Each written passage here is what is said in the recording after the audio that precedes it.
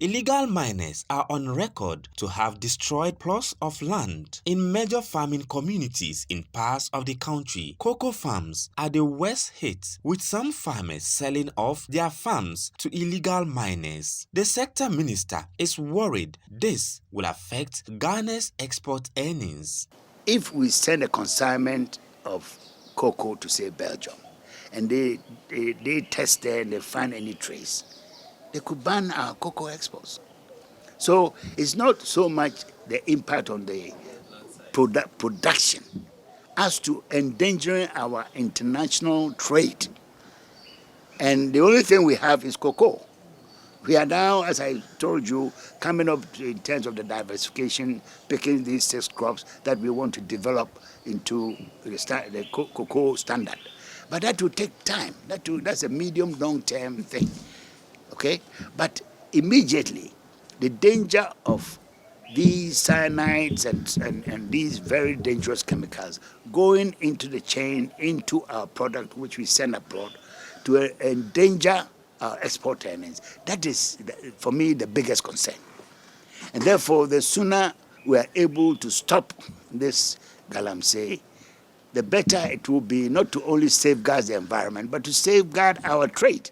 Mr. Efriakoto insists food is abundant in the country due to the Planting for Food and Jobs program. He, however, attributes the rising food prices in recent times to distraction of world trade due to the Russian-Ukraine war. Even Accra, now they are not complaining because prices are coming down. I can show you, if I knew I was going to do this in Trash, I would have come with my graphs.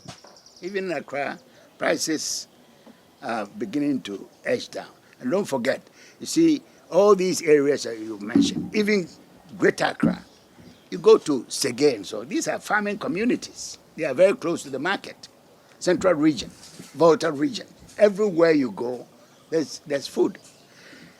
Food prices have gone up in the last 2 years compared to the previous 3 years because of what's happening, the disruption in world trade, which initially was to do with the COVID, which has disrupted not only us, all over the world.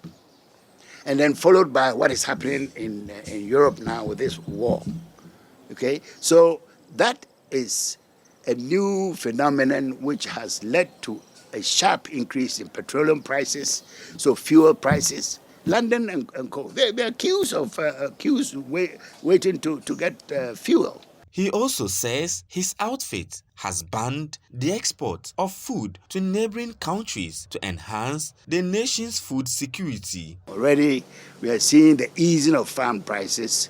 We are seeing the flow of substantial quantities of food flowing around, coming from the producing areas into the urban areas. Of course, officially, we banned the export of food to our neighboring countries to make food security even stronger.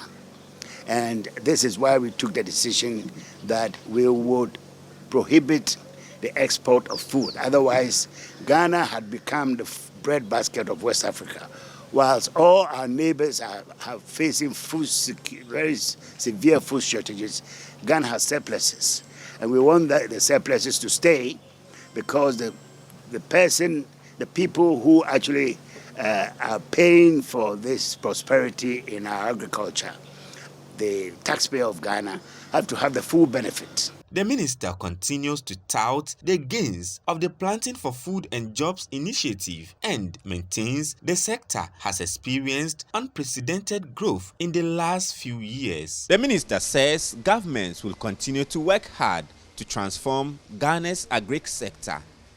Hafiz Tijani, Citi News, Ashanti Region.